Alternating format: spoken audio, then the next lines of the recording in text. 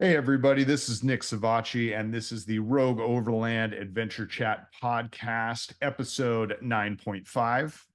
And my name is Mike Schaefer. And today we're going to talk about the Death Valley Assault Tram incident that is super popular in the overland community right now.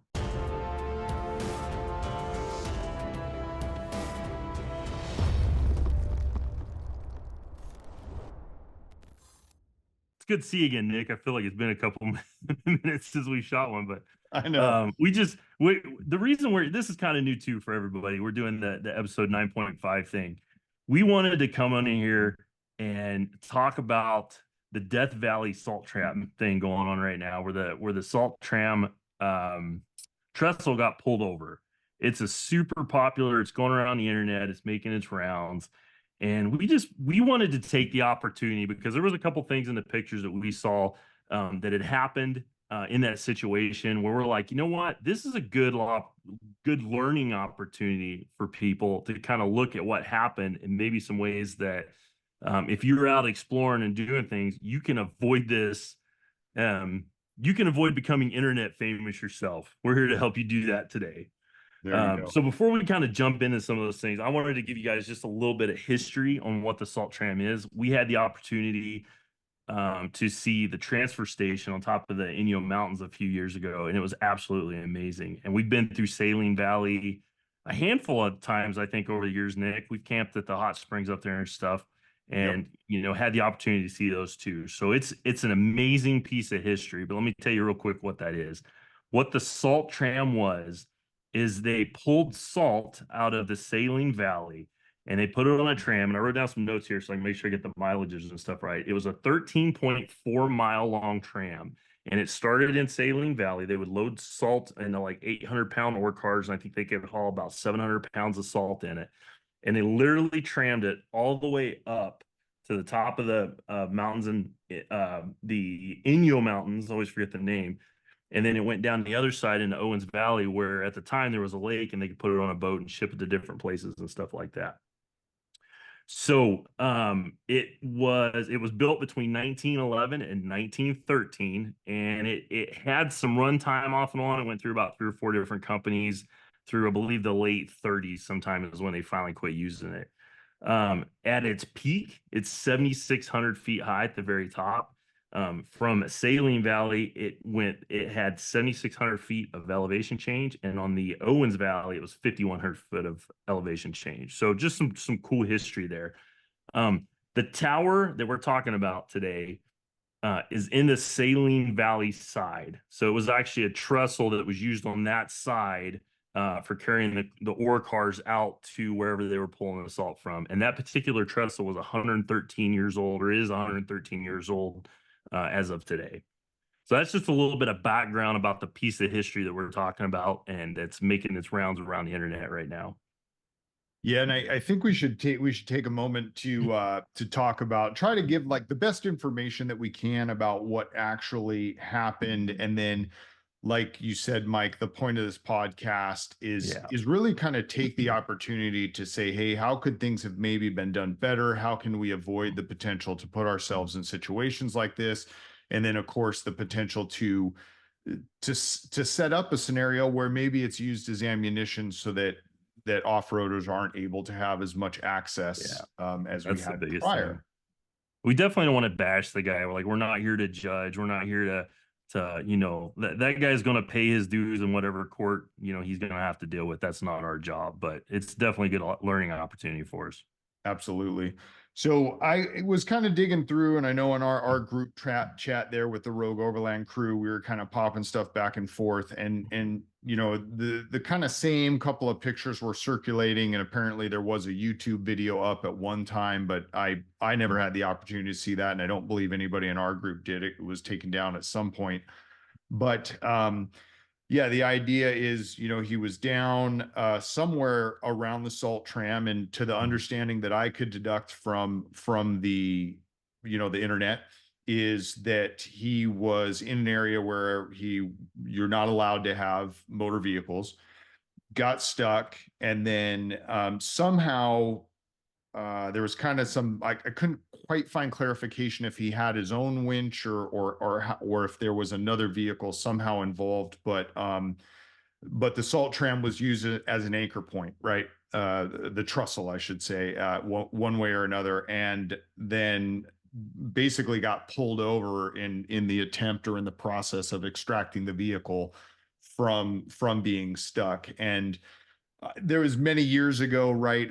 I can't remember, and it wasn't in Death Valley, but I think it was somewhere in the Mojave Preserve. Do you remember there was a forerunner, like a Toyota? I think it was about 2 years ago, maybe three. They got stuck in a dry lake bed, Yeah.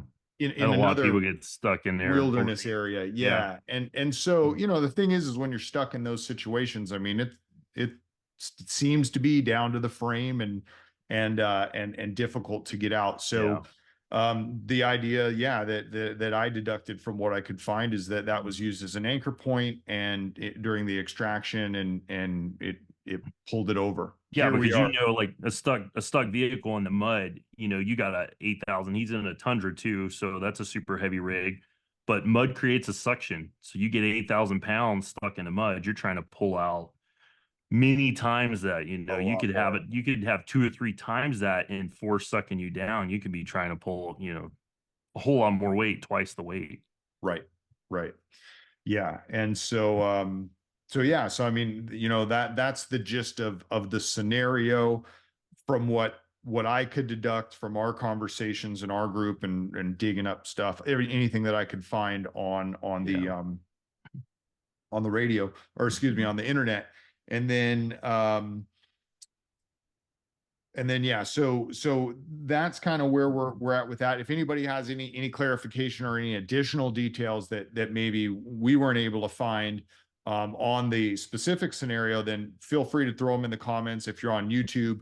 Again, this isn't about like necessarily dissecting the details or pointing any fingers, but this is more about taking a scenario and trying to say, okay, let's not get stuck in the minutia, but let's talk about maybe how things could have been done differently to be in a better scenario. Let's take a moment to thank two of the sponsors of the 2024 Rogue Overland Expedition, and appropriately so, both of these companies are recovery companies.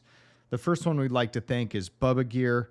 Bubba Gear we've been working with for years and years. We have just abused their products and they continue to perform flawlessly. They make recovery ropes. That's their power stretch recovery rope, which is going to use kinetic energy to help extract vehicles easily.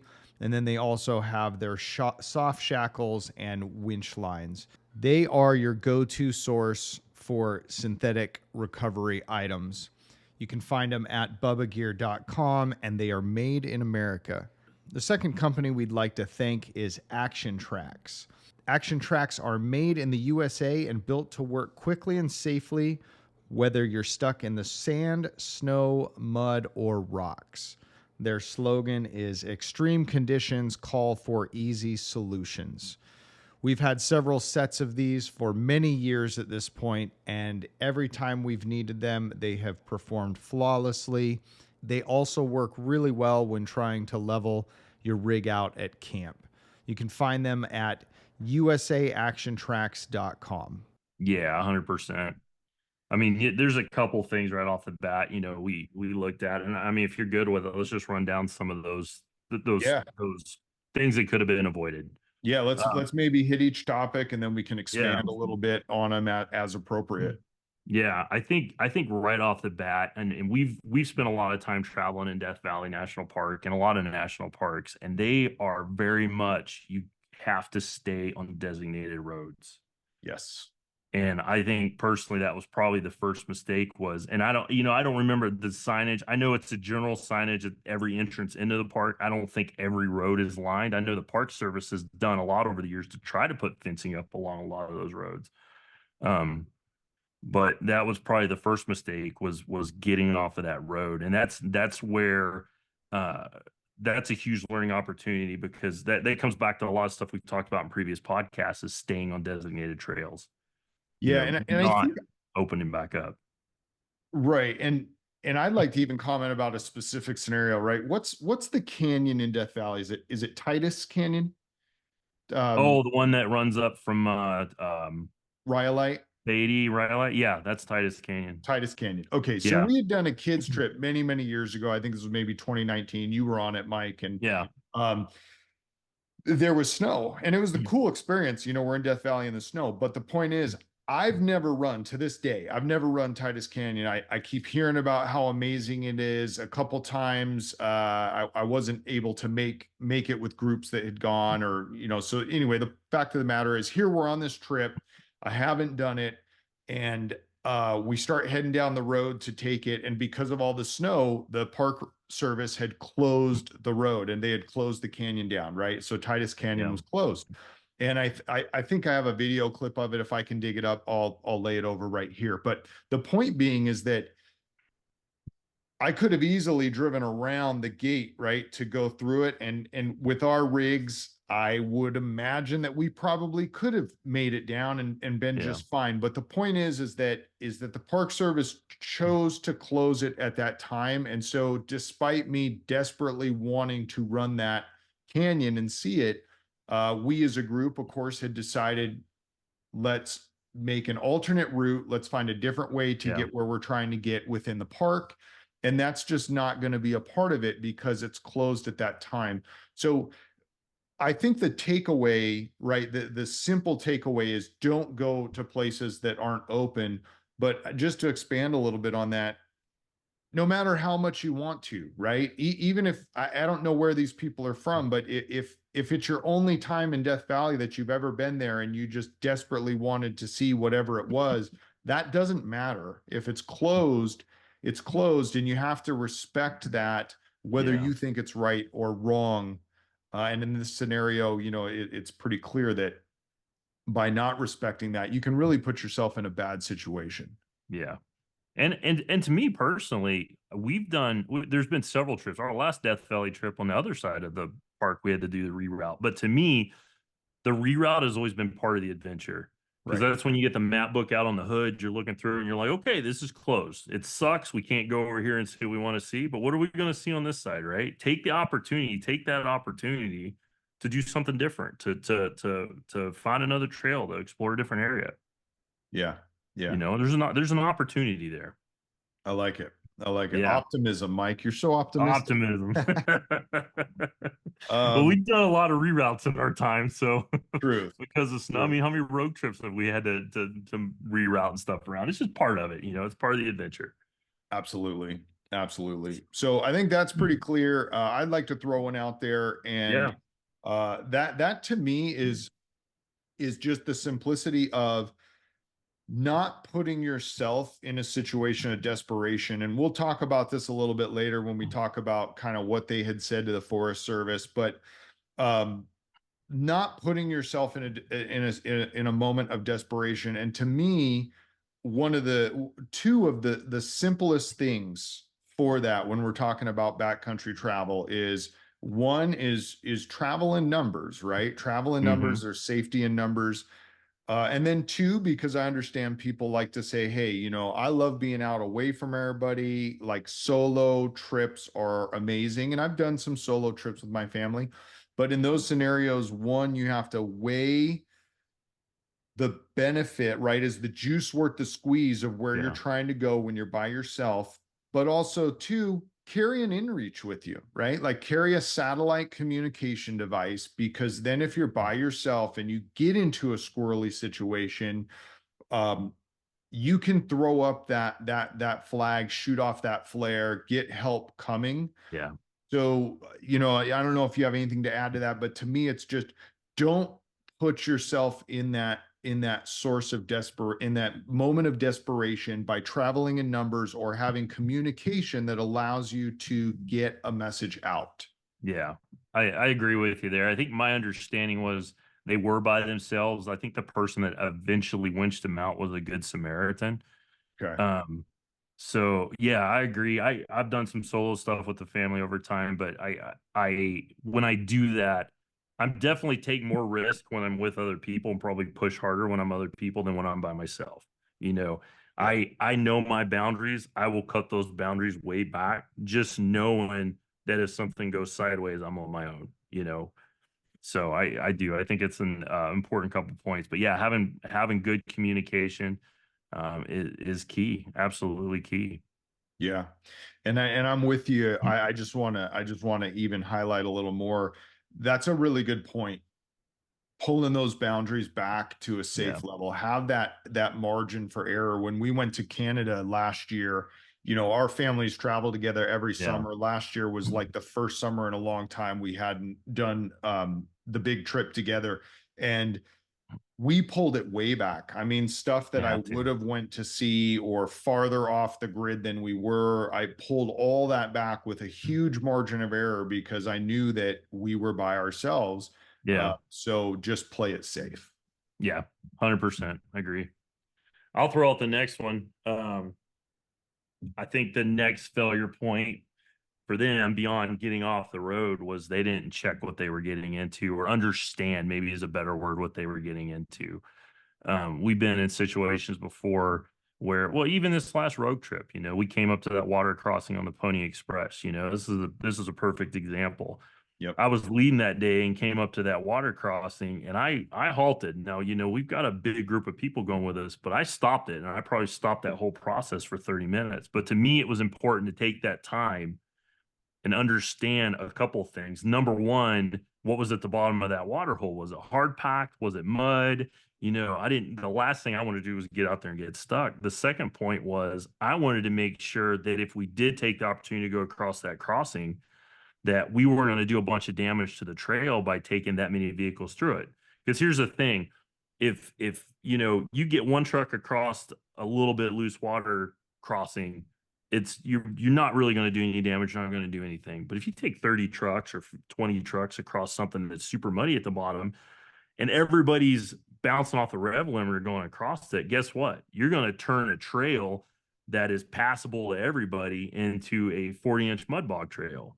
And that's another thing that gets trails closed down, stuff like that. So as Right. a group, we took the effort and we went through and we poked, we prodded, we kind of snuck the truck into it slowly at first just to kind of see how things reacted. And come to find out, it was hard pack bottom. It was a great opportunity. Everybody had a good time. And our group as a whole drove phenomenal on that. I was super proud of the entire group because they all went through it smooth. They didn't fling water everywhere. They didn't fling mud everywhere, and a lot of people came out clean on the other side. So all that to say, I think the next spot for them was probably not understanding what happens on a dry lake bed and getting themselves into that situation to start with. Dry lake beds can look completely dry on top and have an inch thick crust of dryness that is sitting on top of 12 inches of bottomless goo. And I think that was the next place that maybe they made a mistake or we can learn from is make sure you know what you're driving onto before you drive onto it. And Yeah. yeah. I think you're spot on with that. I actually don't have anything to add to that. Did you have anything else to say on that one? No, I mean, Nailed it. yeah, I think that's it. Yeah. Yeah. And Yeah. mud is of the devil anyway, so It avoid that is. like the plague. I got a funny story before I throw out my point is so my wife back in the day, right? Second gen Tacoma, right? Yeah. She grew up with Toyota. She had wanted a Tacoma after college. Finally, we get the opportunity to get it. Now it's used, but it's not that old. She drops me off at Bootleg Canyon to go mountain biking. She's going to take our dog down to the lake to hang out for like, a couple hours while I'm riding and then pick me back up on the way through. Well, if you know anything about Lake Mead outside of Vegas, the Oh last yeah. 15 years, it's done nothing but recede basically, right? Oh yeah. Well, she's like, I'm gonna just drive right on down to the water, right? Which you're legally allowed to in this Yeah. particular area, but it's receded so much that that's all it is right up by the water is just a crusted over thin layer and then mud. Oh So she yeah. takes this basically brand new Tacoma and buries it frame deep Oh in yeah. the mud. So she calls me because I have my cell phone and is like, "Hey, I'm stuck down here." And I'm like, okay, no biggie. Bootleg Canyon's not that far from the lake. So I'm like, I'll just ride to you. So I get down to her thinking, okay, she's stuck. Maybe I'm gonna throw the locker on or get into four-wheel Oh drive or no. whatever. Man, to the frame. We spent like the Oh yeah. next, I don't know, 40 minutes, the old floor mats, because I didn't have any recovery gear in this thing yet because it was Yeah. brand new. The old floor mats under the wheels, and it was yeah, so beware of of like dry lake beds and the edge of lakes and Oh things yeah. like that. Anywhere where there's been water at one time, you've got to be so careful. I know the local off-road recovery group, they get post.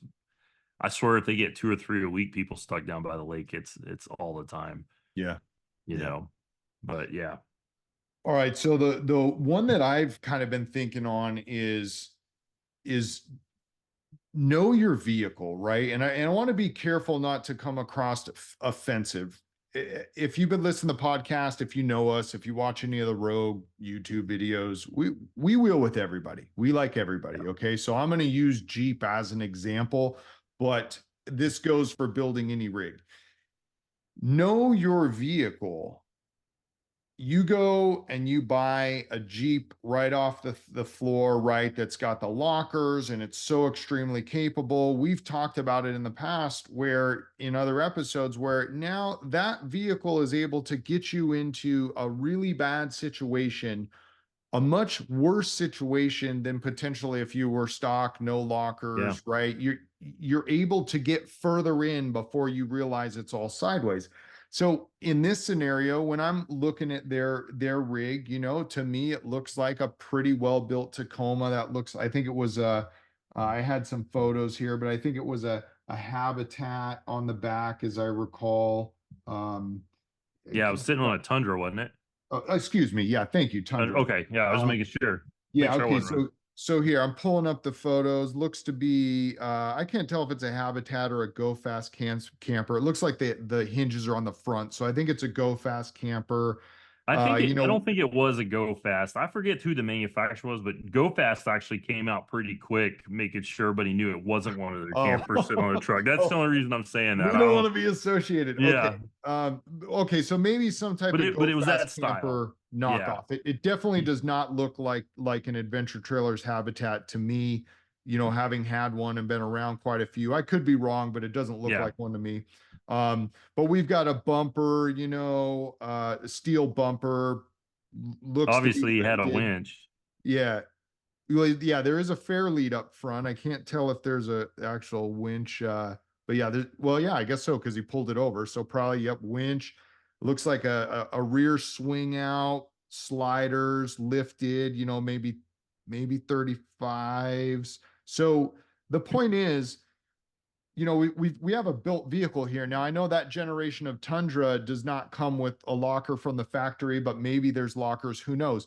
But my point being is that this is a built vehicle and so I'm not saying this happened, but don't take a vehicle and build it to whatever level that you're going to choose to build it to and then just go straight out and get your head underwater. Yeah. Learn your vehicle. I guess in short, that's my point, is learn your vehicle and slowly test its ability and your ability to drive it in different scenarios, and you slowly make that progression, and that will help prevent you ending up in an opportunity like this where you're in over your head like that. Yeah, we talked about that in I forget what episode it is now, but we've talked about that in the past, is starting out stock and throwing some camping gear in the back. That was a big point of ours, was to kind of get your experience built up a little bit at a time and don't just jump in with 2 feet. Yeah, that was So, episode 2, the first mods you should yeah, do on a rig. And we talked about yeah, how step one is just wheel it how it is and start to learn it a yeah, little bit so you figure out what it can even do in stock yeah. form. It's kind So of my, not the bash on the side by side guys at all. I know we kind of like to hate on them guys sometimes, but and maybe this ties into my next point too. It's it's easy for anybody to go down and buy one of those things, and they are so completely capable off the showroom floor. And all anybody's got to do is go down and pay their two, three, $400 monthly payment, and they're essentially in a small trophy truck. Right. Stuff is so capable today, and I just wish. And I'm the last guy in the world to say, we need government oversight on this, but I wish there was some like form of an education program for stuff like that. Yeah. And I know that's an unrealistic thing for, you're not going to sit every guy that buys a pickup truck down and be like, okay, these are the off-road rules.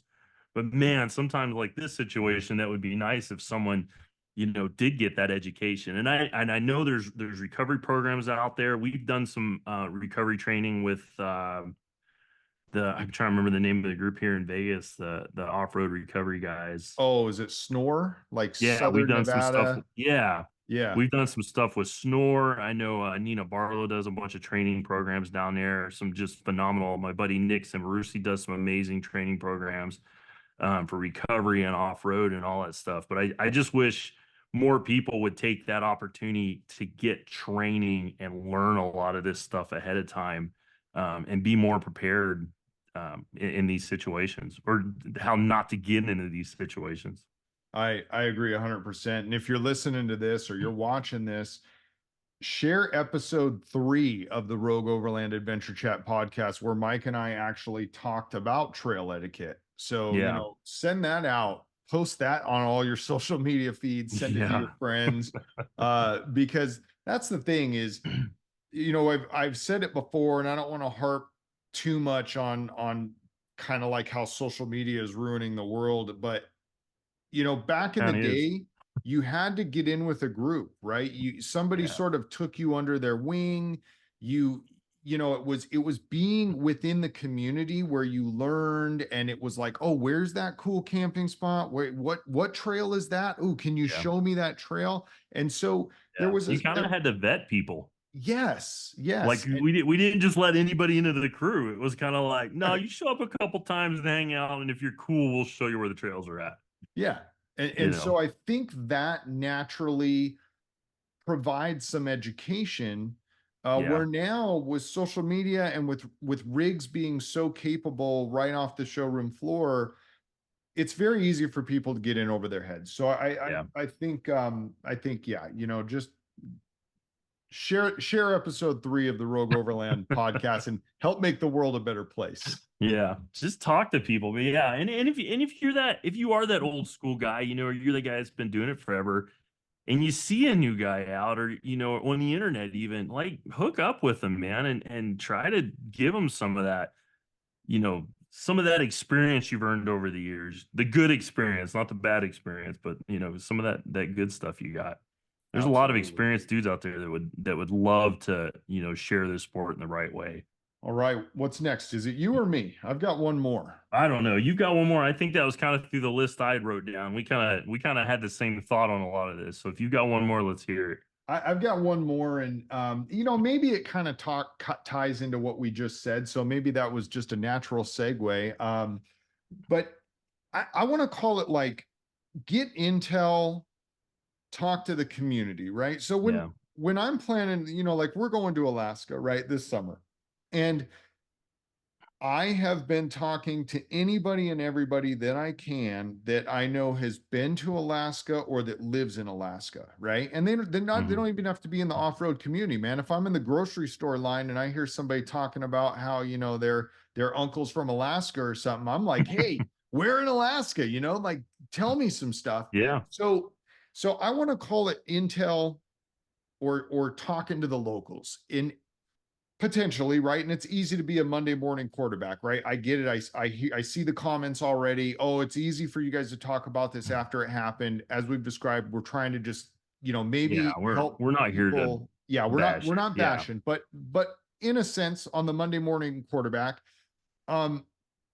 if they had talked to a park ranger, right? Or if they had talked to somebody, I know usually we'll be up at the racetrack and then we come down Lippincott and then we'll head over towards the Tram. So maybe at the racetrack, if they had talked to somebody and said, hey, were you guys down there? Like, are the conditions muddy? What was it like? Did it rain recently? And so to me, I think if you kind of do a good job of talking to locals or looking at any intel you can find, like what were the weather conditions like the last couple days? What are the weather conditions expected to be in the next few days? Yeah. Um, then that intel is going to help you make better choices, right? Some things are Yeah. just unavoidable, but it's going to help you make better choices as you're traveling on these adventures. Yeah, and maybe some guys are sitting on the side of the road getting ready to drive out on there. A friendly passerby who's familiar with the area been like, "Hey, dude, number one, that's not a designated route. Number two, you're going to get stuck out there. Could have stopped the whole situation." Yeah. So, if you see someone getting ready to make a bad decision like that, now do it in a friendly way because it seems like everybody takes everything negative anymore. We're a sensitive society, but there's definitely ways as a fellow off-roader, let's say, that you can go to someone and say, "Hey man, just a friendly reminder. I don't want you to get in trouble. I don't want you to get stuck out there, but this is going to end poorly if you continue down the path you're on." Yeah. At least then you've tried. And then beyond that, if they still continue to do it after that, maybe take some pictures for the Forest Service so they know who they're talking to when it all goes bad. I'm not saying be a tattletale, but at the same time, I'm trying to protect these assets for my kids and Yep. their grandkids. And if it takes me, I don't want to sound like a rat, but if it takes me saying, "Hey, this guy destroyed this. Here's the pictures to get that guy off the trail in the future," then maybe that's what I'm going to do. Yeah. Yep. 100%. Yeah. Okay. I I think that's the lessons. You got yeah, anything else? I would be super interested to talk to this guy, and get his side of the story. Like I said, we're not bashing him. Like he is going to get judged, on the internet, whatever way they're going to judge him, and he's going to have to deal with um, the park service and everything. But I'd love to talk to the guy and get his side of the story and see what happened. I'd love to know if he turned himself in because, it was the right thing to do, or he turned himself in because he was pretty much caught anyway. It's yeah, it's I want to read this. Let me find it because it of course it popped off of my thing, but yeah, here we go. So the visitor who pulled down, this is the National Park Service post on Facebook. The visitor who pulled down the 113-year-old historic Salt Tram Tower on April 19th is taking full responsibility for their actions. The individual responsible for pulling over the salt tram called the tip line provided in an earlier press release, stating that it was done during a time of desperation while being deeply stuck in mud, and it wasn't their intent to cause harm to the historic structure. And then, of course, the Park Service goes on to, advise people about Yeah. summer temperatures in Death Valley and being prepared and, Yeah. and and things such as that. So it is an interesting question, right? Because in this day and age, you pretty much can't do anything without potentially being recorded, right? There's a camera around every corner, even in Death Valley. Yeah, and Especially if you're filming it yourself and putting it on the internet. right, which makes you wonder, like, did they not know, or did they know? And then that opens the question of, is ignorance, does ignorance make it okay or not? You know, Yeah. and I read some comments, and of course there's the people saying, "Oh, it's so great that they're taking responsibility and this and that," and then of course there's the other end of the room that's saying, "Well, they took responsibility 2 weeks after it happened, and And his after it face was was all over the internet. face all over the internet. It's not like they got out and they drove straight to a ranger station and said, 'Hey, like this just happened.'" So it is a very interesting question, Yeah. and about whether they admitted it because it was the right thing to do or because they were caught. So I would say that I obviously can't make that judgment, but I also would be very interested to talk to this person. Yeah. And if you know them, send this podcast to them, because open invite, reach out to us on the @Rogue Overland direct message, and we will happily schedule an opportunity for the three of us to sit down in a Yeah. podcast and I talk would, about. I'd love to know. I honestly, I'll never be able to answer this for him, but I honestly feel like I almost think he probably didn't understand the extent of what he did when he did it. And the only reason I say that is because if I'm out robbing banks, right, I'm not going to take a picture of myself, a selfie with a stack of money and put it on the internet. Yep. And the fact that there was a YouTube video up about that situation that got taken down, I tend to believe the guy didn't even realize what he was doing, which comes back to that education thing. Yeah. 100%. So as far as calling the park service after the fact, I'd love to talk to him. Absolutely. You know, Um, okay. I think I'd just like to remind everybody that we release these podcasts the first and third Sunday of every month. And the podcast is all set around anything adventure. So yeah, whatever Mike and I deem adventure appropriate, we'll talk about it on this podcast. As you can see right now, we're just talking about something that's very big in the community right now, and probably just needs to be discussed a little bit. And if you enjoy this podcast, be sure to rate it. If you're watching it on any of the podcast channels, give us that 5-star rating. And if you're on YouTube, smash that like button. Consider subscribing to the channel and throw a comment below. Let us know what you think about this situation, or throw a comment below and letting us know topics that we should talk about. yeah, absolutely, man. I mean, we're always, we're the two of us can only talk about stuff so long. We love to hear from other people what you want to hear about, but yeah, this, like I said before, this is a little bit different podcast. And we just want to reiterate before we close it out, this is not bashing those guys. It's not trying to, internet kill them or anything like that. We just really wanted to take this opportunity as a learning lesson for other people. We are all about keeping this sport around, adventuring and off-roading and stuff. And we just want to make sure, like, hey, this happened. Here's how we can avoid it. This is a great learning opportunity for everybody. But yeah, Absolutely. thanks for listening to us. We Yeah. appreciate it. All right. We'll see All you right, on is the that it, trail. Nick? Are we Oh, done? no, that's it. Okay, Yeah. okay, I'm sorry. All right. All right, Nick. All right. We'll see you on the trail. Copyright Rogue Overland 2024, all rights reserved.